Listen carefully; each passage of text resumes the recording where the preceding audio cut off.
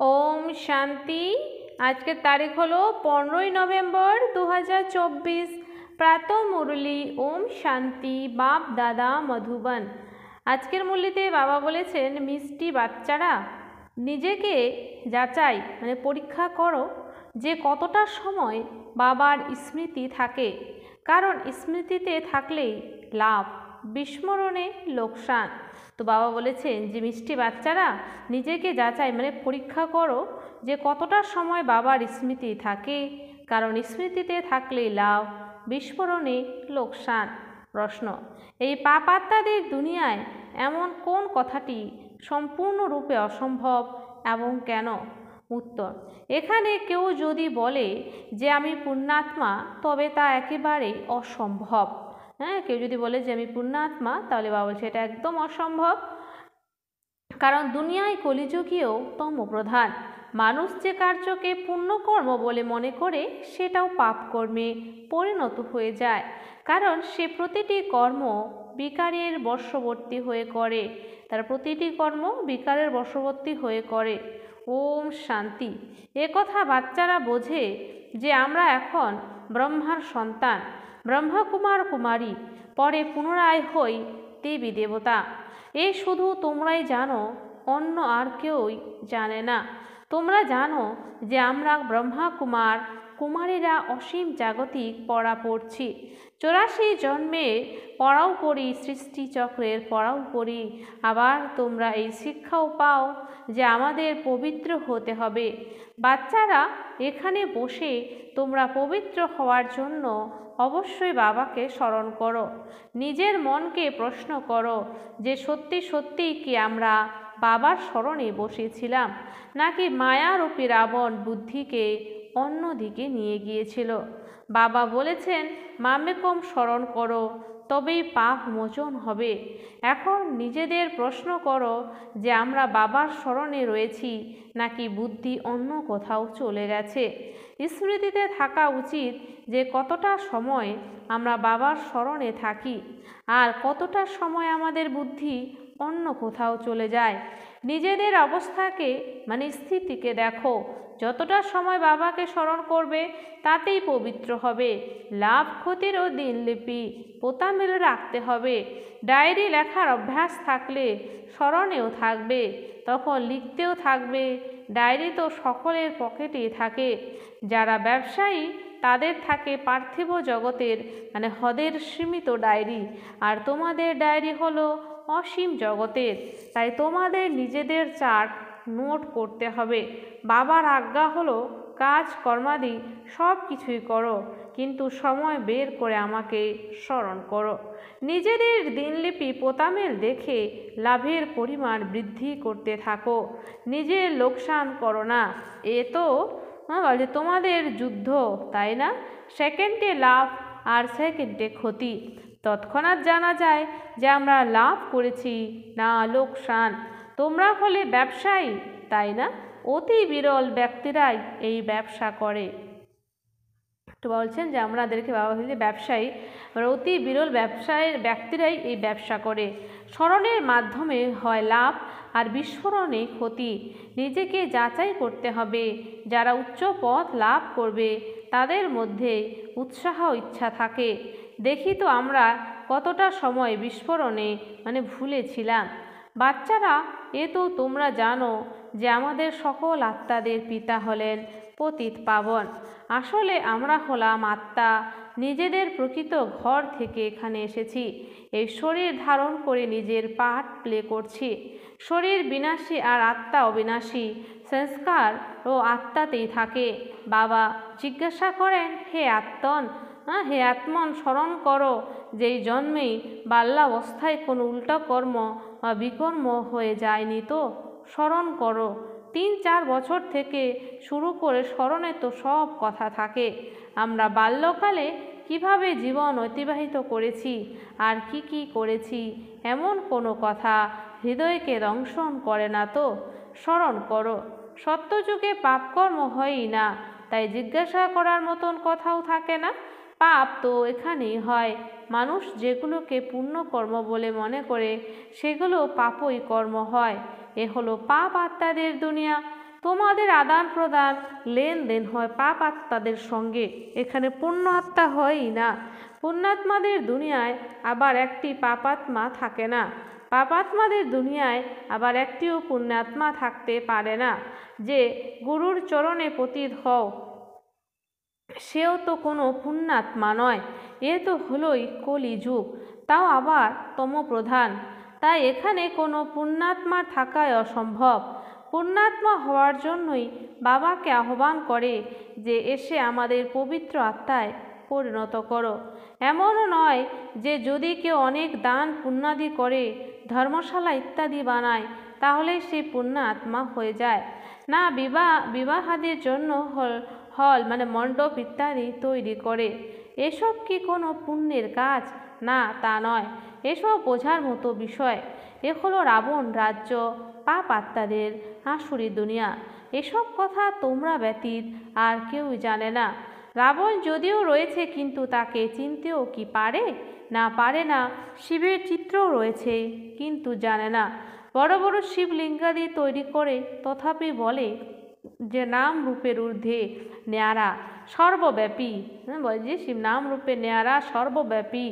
তাই বাবা বলেন যদা যদা হি ধর্মস্য গ্লানির্ভবতি ভারত অভ্যুত্থানমধর্মস্য তদাত্মাनं সৃজাম্যহম পরিত্রাণায় চ সাধুনা বিনাশায় চ দুষ্কৃতাম ধর্ম সংস্থাপনার্থে সম্ভাবনে যুগে যুগে। তাই বাবা বলেন যদা যদা হি, ভারতে শিব বাবার গ্লানি হয় যে পিতা তোমাদের বিশ্বের মালিক বানান, তোমরা মনুষ্য মতে চলে তার কত গ্লানি করো। মনুষ্য মত আর ঈশ্বরীয় মতের বইও তো রয়েছে, তাই না? এ কথা তো তোমরাই জানো আর বোঝাও যে আমরা শ্রীমত অনুসারে দেবতা হই। রাবণ মতে পরে আবার আসুরীয় মানুষ হয়ে যায়। মনুষ্য মতকে আসুরি মত বলা হয়। আসুরি কর্তব্যই কার্য করতে থাকে। মূল কথা হলো ঈশ্বরকে সর্বব্যাপী বলে দেওয়া। কুর্মাবতার, মৎস্যাবতার ইত্যাদি, তাহলে কত আসুরি ছিছি অপবিত্র হয়ে গেছে। তোমাদের আত্মা কর্ম বা মৎস্যরূপী অবতার হয় না, মানুষের শরীরেই প্রবেশ করে। এখন তোমরা বোঝো যে আমরা কোনো কর্ম মৎস্যে কি পরিণত হই না। 84 লক্ষ জনিতে জন্ম নিই না। এখন তোমরা বাবার শ্রীমত পেয়েছ। বাচ্চারা, তোমরা 84 জন্ম নাও। 84 আর 84 লক্ষ পার্সেন্টেজকে কত বলবে? এ মিথ্যা, সম্পূর্ণ মিথ্যা। এতে এক রতিও সত্য নেই। এরও অর্থ বোঝা উচিত। ভারতের অবস্থা দেখো কি হয়েছে। ভারত সত্যখণ্ড ছিল, যাকে হেভেন স্বর্গ বলা হতো। আধা কল্প রাম রাজ্য, আধা কল্প রাবণ রাজ্যকে আসুরি সম্প্রদায়ের বলা হবে। শব্দ কত কড়া। আধা কল্প দেবতাদের রাজ্য চলে। বাবা বোঝান Lakshminarayan the first, the second, the third বলা হয়ে থাকে। যেমন Edward the first, Edward second হয়, ঠিক তেমনই, তাই না? প্রথম প্রজন্ম পুনরায় দ্বিতীয় প্রজন্ম, এভাবেই চলতে থাকে। তোমাদেরও প্রথমে হয় সূর্যবংশীয় রাজ্য, পরে চন্দ্রবংশীয়। বাবা এসে ড্রামার রহস্য সঠিকভাবে বোঝান। তোমাদের শাস্ত্রতে এসব কথা নেই। কোনো শাস্ত্রে সামান্য দাগ কাটা হয়েছে, কিন্তু সেই সময় যারা পুস্তক বা শাস্ত্র রচনা করেছে তারা কিছুই বুঝতে পারেনি। বাবাও ব্রহ্মা যখন বেনারসে গিয়েছিলেন, সেই সময় এই দুনিয়াও তার ভালো লাগতো না। বাবা যখন বেনারসে গিয়েছিলেন তখন বাবার কিন্তু ব্রহ্মা বাবার এই দুনিয়াটা ভালো লাগতো না। ওখানে বসে বসে সমস্ত দেওয়ালে দাগ কাটতেন। বাবা এসব করতেন, কারণ আমি তো সেই সময় বাচ্চা ছিলাম, তাই না? সব কিছু বুঝতে পারতাম না। তাই বাবা প্রথমে সব কিছু বুঝতে পারতো না। ব্যাস মনে হতো কেউ এমন আছে যে আমাকে দিয়ে এসব করাতো। বিনাশ দেখেও ভেতরে মনে খুশিও হতো। রাতে যখন শুতে যেতাম তখনও যেন উঠতেই থাকতাম, কিন্তু কিছুই বুঝতে পারতাম না। আমি এভাবে দাগ কাটতে থাকতাম। মানে বাবার এটা অনুভব শেয়ার করছে ব্রহ্মা বাবা। মনে হতো যেন কোনো শক্তি রয়েছে যা প্রবেশ করত।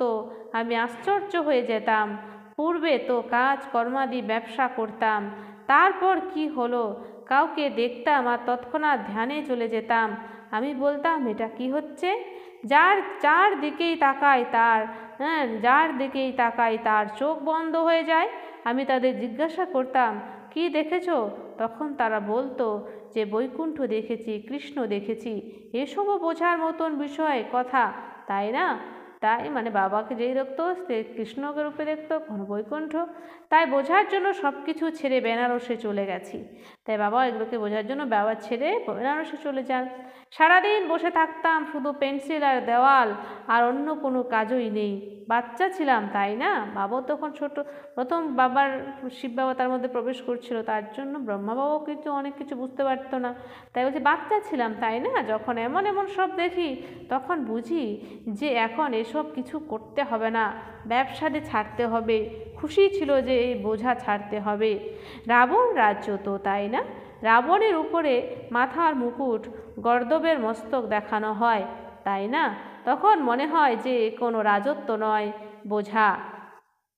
তাই বলছে রাবণের মাথার মধ্যে রাবণ শঙ্কর রাজা দেখানো হয়, আবার মস্তকের মধ্যে কি দেখানো হচ্ছে, মানে ইয়ে দেখানো হয় আর কি, গর্দভের মস্তক গাধা। তখন মনে হয় যে কোনো রাজত্ব নয়, এটা হচ্ছে বোঝা। গাধা মুহূর্তে মুহূর্তে মাটিতে লুটিয়ে পড়ে ধোপার জামা কাপড় সব খারাপ করে দেয়। বাবাও শিব বলেন, তুমিও ছিলে, এখন তোমার কি অবস্থা হয়ে গেছে? একথা বাবাই বসে বোঝান আর এ দাদাও বোঝান, দুজনেরই বোঝানো চলতে থাকে। জ্ঞানকে যারা ভালোভাবে বোঝাতে পারে তাদের তীক্ষ্ণ বুদ্ধিসম্পন্ন বলা হবে। নম্বরের ক্রমান্বয় তো হয়, তাই না? বাচ্চারা তোমরাও বোঝাও, এই রাজধানী স্থাপিত হচ্ছে, অবশ্যই নম্বরের ক্রমশই পদপ্রাপ্তি হবে। আত্মাই প্রতি কল্পে নিজের পার্ট প্লে করে, সকলেই সমানভাবে একই রকমভাবে রকমের জ্ঞান ধারণ করবে না। সবাই এর জ্ঞানটা একই রকমভাবে ধারণ করবে না। এই স্থাপনায় বিস্ময়কর, অন্য কেউ কি আর স্থাপনার জ্ঞান দেয়? না, দেয় না। মনে করো শিখ ধর্মের স্থাপনা হচ্ছে, শুদ্ধ আত্মা প্রবেশ করেছে, তার কিছু সময় পরে শিখ ধর্মের স্থাপনা হয়েছে। তাদের হেড প্রধানকে গুরু নানক, তিনি এসে জপ সাহেব রচনা করেন। প্রথমে তো নতুন আত্মাই হবে, কারণ নতুন আত্মা পবিত্র হয়, পবিত্রকে মহান আত্মা বলা হয়। সুপ্রিম তো একমাত্র বাবাকেই বলা হয়, তিনি ধর্ম স্থাপনা করেন, তাই তাকে মহান আত্মা বলা হবে। কিন্তু নম্বরের ক্রমানুসারেই পর আসে। 500 বছর পূর্বে এক আত্মা এসেছিল, এসে শিখ ধর্ম স্থাপন করে। ওই সময় গ্রন্থ সাহেব কোথার থেকে আসবে? অবশ্যই সুখমণি, জপ সাহেব ইত্যাদি পরে বানিয়েছিল, তাই না? কি শিক্ষা দেন, উৎসাহ আসে মনে, তখন বসে বাবার মহিমা কীর্তন করে।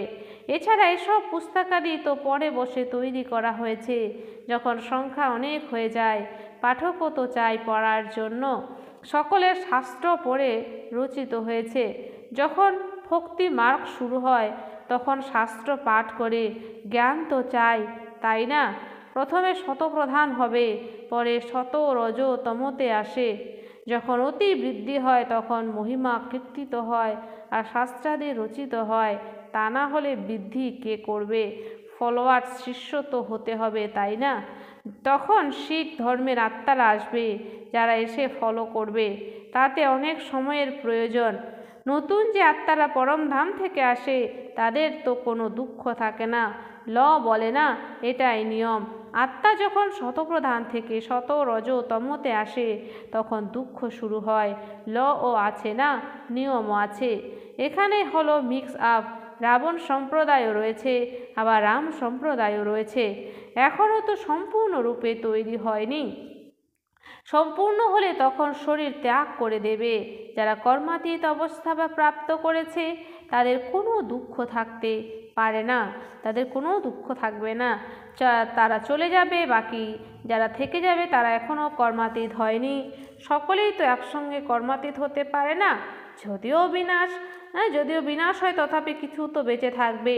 প্রলয় হয় না, তো বিনাশের সময় কিছু বেঁচে থাকবে। গায়নও করে যে রাম গেছে, রাবণ গেছে, রাবণের অনেক বড় পরিবারও গেছে, রাবণের অনেক বড় পরিবার, আমাদের পরিবার তো ছোট।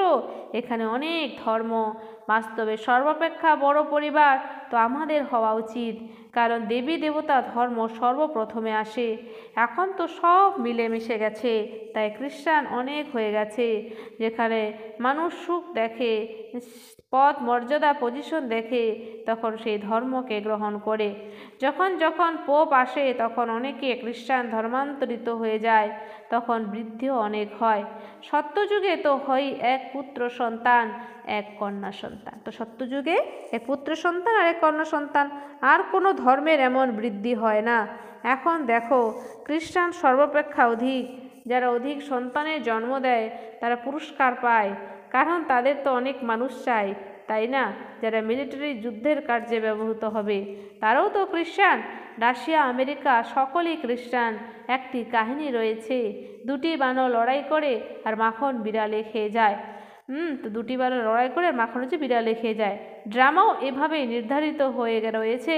প্রথমে হিন্দু মুসলমান একসঙ্গে বসবাস করত, যখন পৃথক হয়ে যায় তখন পাকিস্তানে নতুন রাজত্ব শুরু হয়। এই ড্রামাও পূর্ব নির্ধারিত। দুপক্ষ যখন লড়াই করবে তখন অন্য দেশ থেকে বারুদ অস্ত্র শস্ত্র নেবে, তখন তাদের ভালো ব্যবসা হবে। সর্বোচ্চ ব্যবসা হলো ওনার পরমাত্মার, কিন্তু ড্রামার ভবিতব্য এই যে বিজয় তোমাদের হবে। তো ড্রামার ভবিতব্যটাই বিজয় আমাদেরই হবে, এটা 100% নিশ্চিন্ত যে কেউই তোমাদের উপর বিজয় প্রাপ্ত করতে পারবে না। তো যতই তারা লড়ুক কিন্তু বিজয় আমাদেরই হবে, বাকি সকলেরই বিনাশ হবে। তোমরা জানো যে নতুন দুনিয়ায় আমাদের রাজত্ব হবে, যার জন্যই তোমরা পড়ছো। তোমরা এখন যোগ্য তৈরি হচ্ছ, তোমরা যোগ্য ছিলে এখন অযোগ্য হয়ে গেছো, পুনরায় যোগ্যতা সম্পন্ন হতে হবে। গায়ন করা হয় যে পতিত পাবন এসো, কিন্তু এর অর্থ কি বুঝতে পারে না, পারে না। এ হলেই সম্পূর্ণ জঙ্গল। এখন বাবা এসেছেন, এসে কাটার জঙ্গলকে ফুলের বাগিচায় পরিণত করেন। ওটা হলো ডিটি দেবতাদের ওয়ার্ল্ড, আর এটা হলো ডেভিল ওয়ার্ল্ড, অসুরদের দুনিয়া। মনুষ্য সৃষ্টির সমগ্র রহস্য বুঝিয়েছেন। তোমরা এখন বুঝতে পারো যে আমরা নিজেদের ধর্মকে ভুলে গিয়ে ভ্রষ্ট হয়ে গেছি। সব কর্ম এখানে বিকর্ম হয়ে যায়। কর্ম বিকর্ম অকর্মের গতি বাবা তোমাদের বুঝিয়ে গিয়েছিলেন। তোমরা জানো যে নিশ্চিন্ত কালও আমরা এমন ছিলাম, পুনরায় আজ আমরা এমন দেবী দেবতা তৈরি হচ্ছি। দেবী যুগ নিকটেই রয়েছে, তাই না? বাবা বলেন, কাল তোমাদের দেবতায় পরিণত করেছিলাম, রাজ্য ভাগ্য দিয়েছিলাম, সেসব এখন কি করেছো? এখন তোমাদের স্মরণে এসেছে যে ভক্তি মার্গে আমরা কত ধন সম্পত্তি নষ্ট করেছি, যেন কালকের কথা, তাই না? বাবা তো এসে হাতের উপর স্বর্গ রাখেন, এই জ্ঞান বুদ্ধিতে থাকা উচিত। বাবা এও বুঝিয়েছেন যে চোখ কত ধোঁকা দেয়। ক্রিমিনাল আইকে কুদৃষ্টি জ্ঞানের মাধ্যমে সিভিল বানাতে হবে। কুদৃষ্টিকে জ্ঞানের মাধ্যমে আমাদের সিভিল বানাতে হবে। আচ্ছা, মিষ্টি মিষ্টি হারানিধি বাচ্চাদের প্রতি মাতা পিতা বাপ দাদার স্মরণে স্নেহ সুমন আর সুপ্রভাত। আত্মাদের পিতা তার আত্মারূপী বাচ্চাদের জানাচ্ছে নমস্কার। আমরা সমস্ত আত্মারূপী বাচ্চারা জানাই মাতা পিতা বাপ দাদাকে স্নেহ সুমন আর নমস্কার। ধারণার জন্যে মুখ্য সার। 1 নাম্বার, নিজের অসীম জাগতিক ডায়েরিতে নিজের চার্ট নোট করতে হবে। নিজের অসীম জাগতিক ডায়েরিতে নিজের চার্ট নোট করতে হবে যে আমরা স্মরণে থেকে কতটা লাভ বৃদ্ধি করতে পেরেছি। কতটা লাভ বৃদ্ধি করতে পেরেছি, লোকসান হয়ে যায়নি তো? স্মরণের সময় বুদ্ধি কোথায় কোথায় গিয়েছিল? বলছেন যে স্মরণের সময় বুদ্ধি কোথায় কোথায় গিয়েছিল। 2, এই জন্মে বাল্যকাল থেকে আমাদের দ্বারা কি উল্টো কর্ম বা পাপ কর্ম হয়েছে তা নোট করতে হবে। এই জন্মে বাল্যকাল থেকে আমাদের দ্বারা কি কি উল্টো কর্ম বা পাপ কর্ম হয়েছে তা নোট করতে হবে। যে কথা হৃদয়কে দংশন করে তা বাবাকে শুনিয়ে দিয়ে হালকা হয়ে যেতে হবে। যে কথা হৃদয়কে দংশন করে বাবাকে শুনিয়ে দিয়ে হালকা হয়ে যেতে হবে। এখন কোনো পাপ কর্ম করা উচিত নয়। বাবা বলছেন যে এখন কোনো পাপ কর্ম করা উচিত নয়।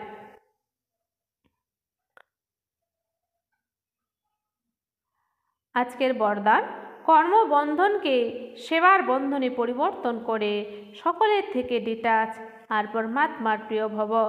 কর্মবন্ধনকে সেবার বন্ধনে পরিবর্তন করে সকলের থেকে ডিটাচ আর পরমাত্মার প্রিয় ভব। স্পষ্টীকরণ: পরমাত্মার ভালোবাসা হলো ব্রাহ্মণ জীবনের আধার। পরমাত্মার ভালোবাসা হলো ব্রাহ্মণ জীবনের আধার, কিন্তু সেটা তখন প্রাপ্ত হবে যখন সব কিছুর থেকে নিজেকে ডিটাচ রাখতে পারবে। কিন্তু সেটা তখন প্রাপ্ত হবে যখন সব কিছুর থেকে নিজেকে ডিটাচ রাখতে পারবে। যদি প্রবৃত্তিতে থাকো তাহলে সেবার জন্য থাকো। বলছি, যখন যারা গৃহস্থিতে থাকো তো তোমরা সেবার জন্য থাকো। কখনো এটা মনে করো না যে হিসেব নিকেশ রয়েছে, কর্মবন্ধন রয়েছে। পরিবর্তে মনে করবে যে সেবা রয়েছে। তার পরিবর্তে কী মনে করবে? সেবা রয়েছে। সেবার বন্ধনে আবদ্ধ থাকলে কর্মবন্ধন সমাপ্ত হয়ে যাবে। সেবা ভাব নেই তো কর্মবন্ধন আকর্ষণ করবে। যেখানে কর্মবন্ধন রয়েছে সেখানে দুঃখের ঢেউ রয়েছে। সেবার বন্ধনে খুশি আছে, সেই জন্য কর্মবন্ধনকে সেবার বন্ধনে পরিবর্তন করে সকলের থেকে ডিট্যাচ থেকেও প্রিয় হয়ে থাকো, তাহলে পরমাত্মার প্রিয় হয়ে যাবে। স্লোগান: শ্রেষ্ঠ আত্মা হলো সে যে স্বস্থিতির দ্বারা প্রতিটি পরিস্থিতিকে পার করতে পারে। শ্রেষ্ঠ আত্মা হলো সে যে স্বস্থিতির দ্বারা প্রতিটি পরিস্থিতিকে পার করতে পারে। আচ্ছা, ওম শান্তি। ধন্যবাদ।